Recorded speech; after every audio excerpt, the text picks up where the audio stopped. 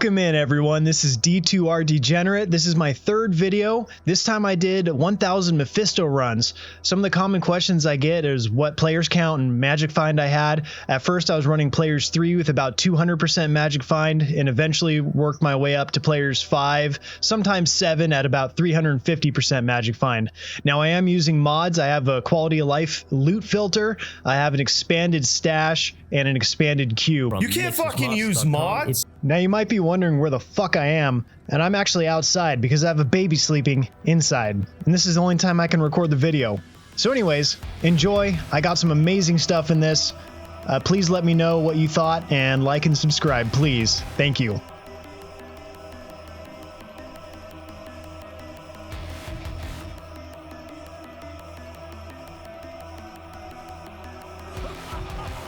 Just a quick tip guys, if you're running these on single player and you're running by these shrines all the time, sometimes you can run by a gem shrine and upgrade those amethysts and rubies, whatever you're using to craft.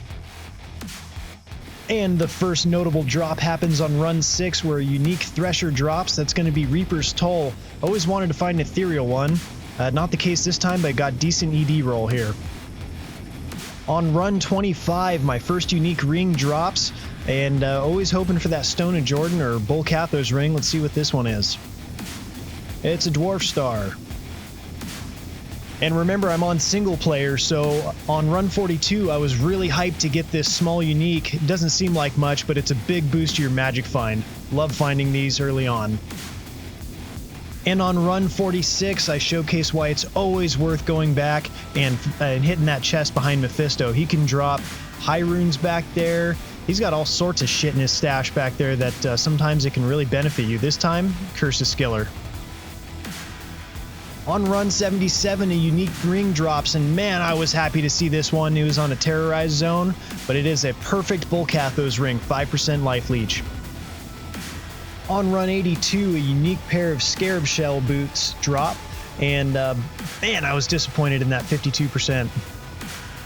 On run 134, my recording equipment failed me, but check out this BK sword. And oh man, on run 150, I was so happy to find this. I've wanted one of these for a while now. Very happy to find it. On run 153, a popular item for the Immortal Sorceress pops up, which is Girk's Sanctuary. Now this one's great for survivability.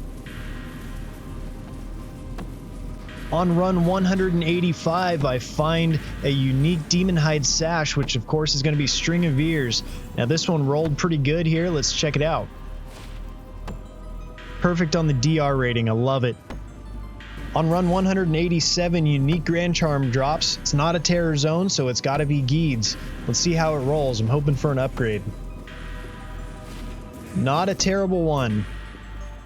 On run 311, I find another unique ring. Always hoping for those Stones of Jordan, of course. Let's see what pops up. A pretty darn good Ravenfrost. On run 385, another unique ring drops. Let's see what it's going to be. Ends up being a perfect 30% Nagel.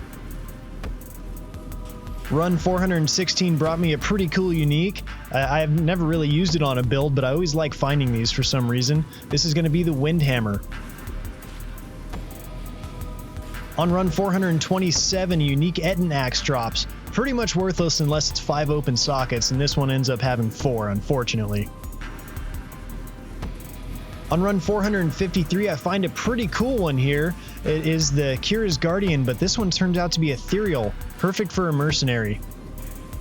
On run 463, my recording equipment failed me again, but I did find a nice 4/4 Poison Facet, a great upgrade for my Poison Necro. On run 494, by far the most rare item I found in this entire video was not even by Mephisto, but it was by the champion pack behind him. This is of course going to be Shadow Dancers.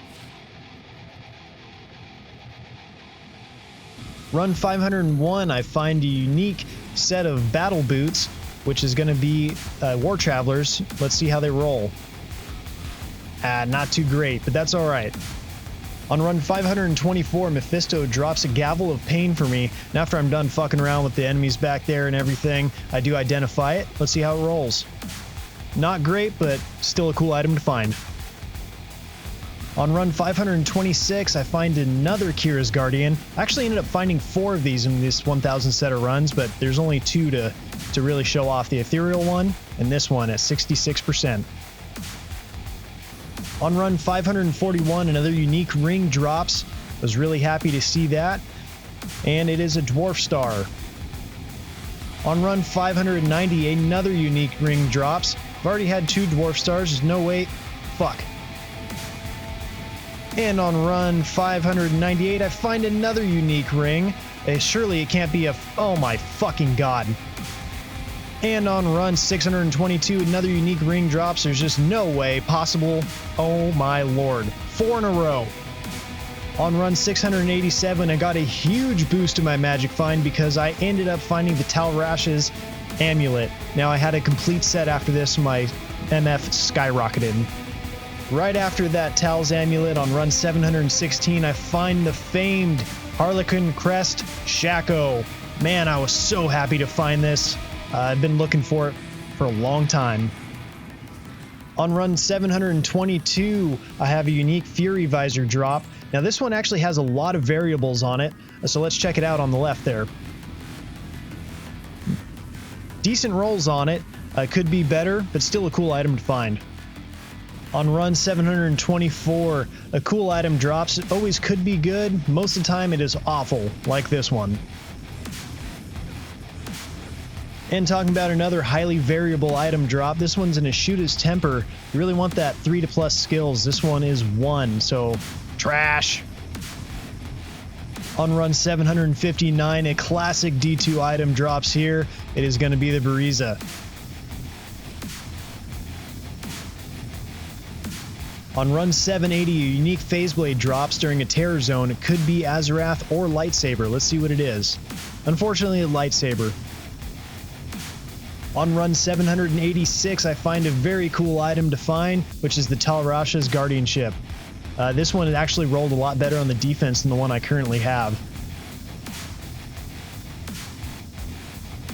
So on run 791, I found a Hone Sudan, which is a very good item for a mercenary back in the day. I actually ended up finding 4 of these during this challenge. This is the best one.